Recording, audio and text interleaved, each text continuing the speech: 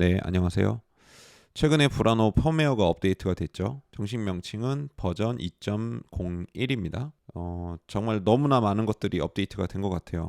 펌웨어에 이렇게 많은 항목들을 넣어줬다는 거는 소니에서 정말 신경을 많이 쓰고 있다는 증거가 아닐까 싶습니다. 거의 뭐 다른 카메라가 된 것 같아요. 유저들이 사용하면서 느꼈던 단점들 많이 개선이 된 부분을 알 수 있고요. 소니에서 굉장히 많은 신경을 쓰고 있구나라는 것을 이번 펌웨어를 통해서 조금 느낄 수가 있었습니다. 설명에 앞서서 저는 어떤 리뷰 전문 유튜버도 아니고 말을 조리 있게 잘하는 사람도 아니기 때문에 시청하시는 분들은 좀 감안해서 봐주시면 감사하겠고요. 아마 이 리뷰를 보시는 분들은 카메라에 되게 관심이 많으신 분들일 거라고 생각이 들어서 상당히 많은 부분을 아신다고 판단하고 넘어갈 거고요. 그리고 제가 주로 쓰는 기능들 위주로 많이 설명을 드리고 테스트를 해볼 예정입니다. 자, 먼저 하나씩 볼게요. 버전 2.0의 내용. 가장 큰 게 사실은 풀프레임 크롭 3.8K 16:9 화면비에 최대 120프레임 SNQ가 가능해졌다는 부분인 것 같아요. 소니에서 가장 맨 위에 넣어놓은 것도 아마 그런 이유에서겠죠. 근데 이 3.8K 16:9가 어떤 건지는 정확하게 모르겠어요. 풀픽셀 리드아웃인지 어떤 방식으로 이렇게 처리를 한 건지는 나와 있지가 않더라고요. 그래서 이 부분 한번 중점적으로 테스트를 해볼 거고요. 그리고 슈퍼 35 4.3K 4:3 종횡비 이미저 스캔 모드 아나몰픽 촬영 가능 최대 60프레임까지. 네, 이거 아나몰픽 쓰시는 분들은 굉장히 잘 활용을 하실 것 같고요. 그리고 슈퍼 35 1.9K 16:9 최대 240프레임까지. FHD에서 240프레임까지 된다는 건데 중요한 게 하나 있습니다.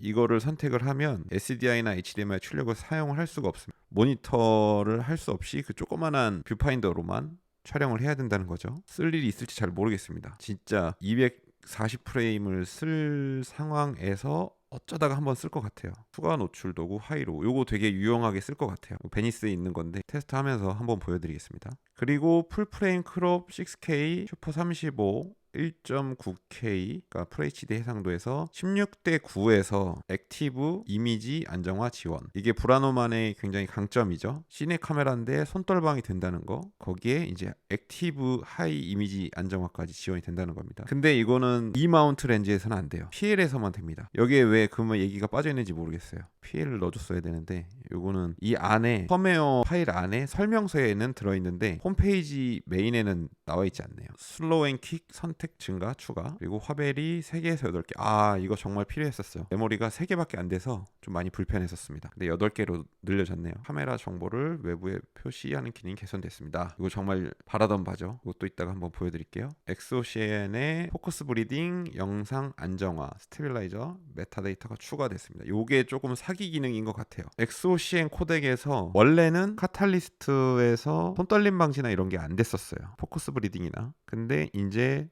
메타데이터에 이게 추가가 되다 보니까 촬영할 때는 손떨방을 끄거나 아니면 손떨방을 킨 상태에서도 나중에 후반 카탈리스트에서 이게 다시 조절이 가능합니다. 굉장히 유용하게 사용할 수 있겠죠. 타임코드 및 클립 이름 메타데이터가 모니터 FHD에 오버레이 됩니다.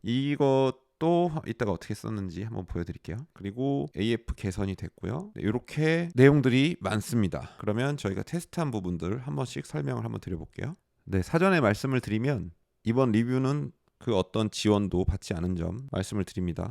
네, 이렇게 테스트를 하러 나왔습니다. 최대한 비슷한 환경에서 테스트를 해보려고 카메라 2대를 준비를 했고요. 하나는 업데이트 된 버전, 하나는 기존 버전 2개를 준비했고 스탠드 하나에 같이 올렸습니다. 물론 높이는 조금 다르지만 버전 확인이 이렇게 돼 있고요. 버전 1, 버전 2.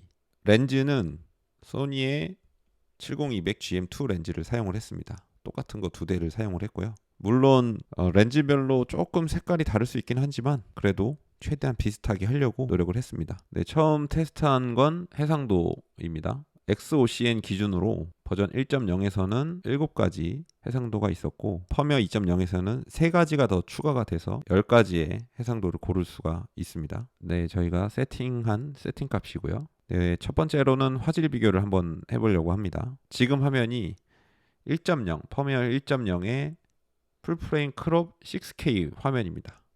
6K를 선택을 하면 60프레임까지 촬영이 가능했기 때문에 가장 많이 촬영을 했던 해상도입니다. 네, 그리고 지금 보시는 화면이 펌웨어 2.0의 3.8K 16:9 화면입니다. 해상도 차이가 느껴지시는지 모르겠습니다. 그리고 풀프레임 크롭 6K하고 비교했을 때 한 10% 정도 더 크롭이 되는 것 같습니다. 그 부분은 조금 아쉽네요. 다만 이 모드에서는 120프레임까지 활용이 가능하기 때문에 화질 차이가 크게 느껴지지 않으신 분들이라면 조금 더 다양한 촬영에서 활용이 가능할 것 같습니다. 그 다음은 모니터링에서 이렇게 정보가 표시되는 레이아웃이 바뀌었습니다.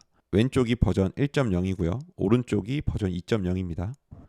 기존에는 이 정보들이 화면 안쪽에 들어와 있었어요. 그래서 중요한 장면들을 많이 가리는 상황이었고 2.0에서는 화면이 작아지는 대신 정보값들이 바깥으로 빠졌습니다. 화면 안에 방해 요소들이 많이 사라져서 조금 더 디테일하게 화면을 모니터링 할 수 있게 됐고요.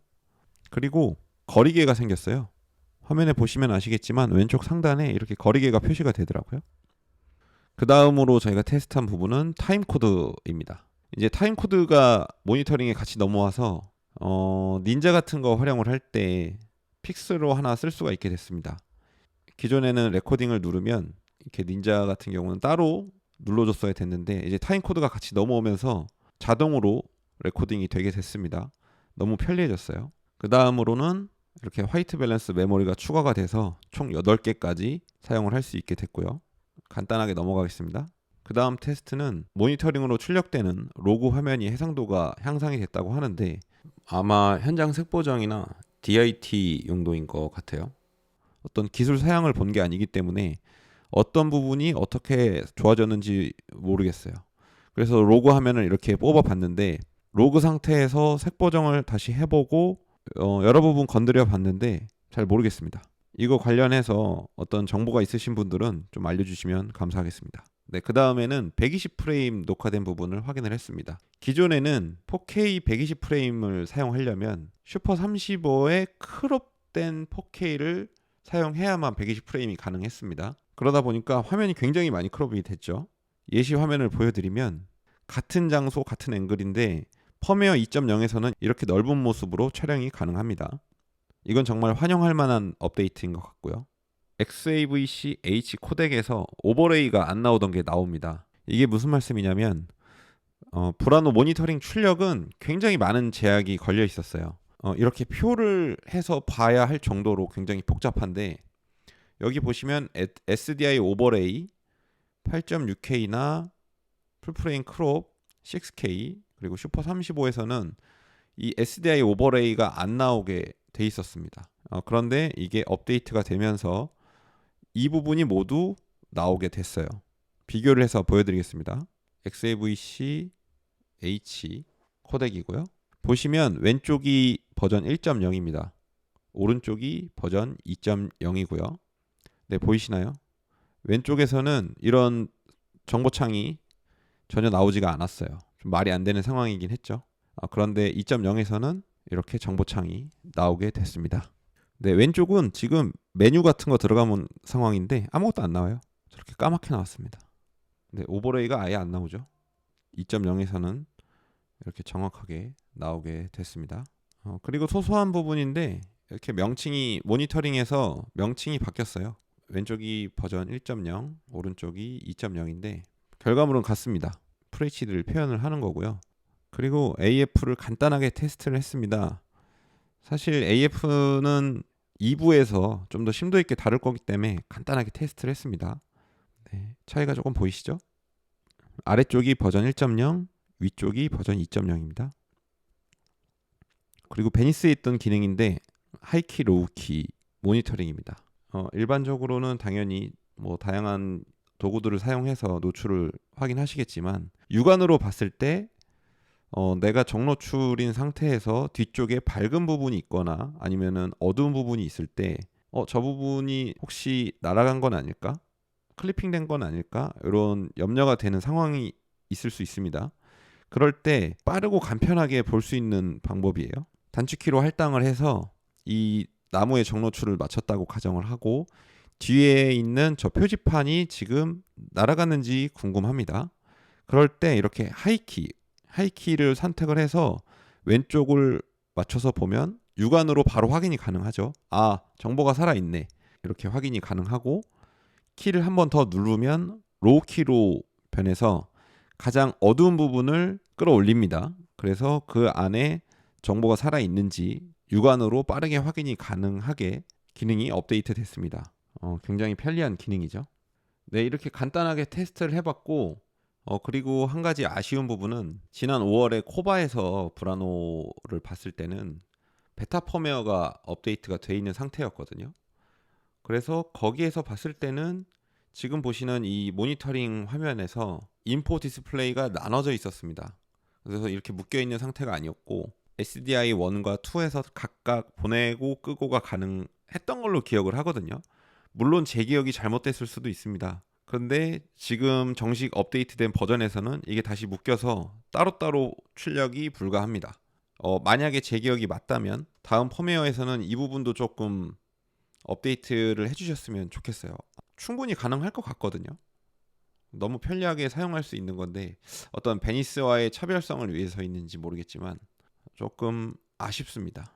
그리고 여기 나와 있지 않은 부분인데 색감이 조금 바뀐 것 같아요. 펌웨어 1.0에서는 살짝 마젠타기가 조금 돌거든요. 근데 2.0에서는 이 마젠타가 살짝 빠졌습니다. 그래서 해외 어떤 분은 브라노에서 마젠타를 1을 낮춰라 뭐 이런 리뷰를 하신 분도 계시고 그랬었는데 이게 제가 맞는지는 모르겠습니다만 2.0에서는 마젠타가 살짝 빠졌습니다. 네, 지금까지 펌웨어 2.0 테스트 1부였고요. 2부는 모델분을 모셔서 또 다른 테스트를 한번 해보려고 합니다. 손떨림 방지라든지 AF 그리고 피부톤 같은 거 이런 부분들을 중점적으로 테스트를 해보려고 합니다.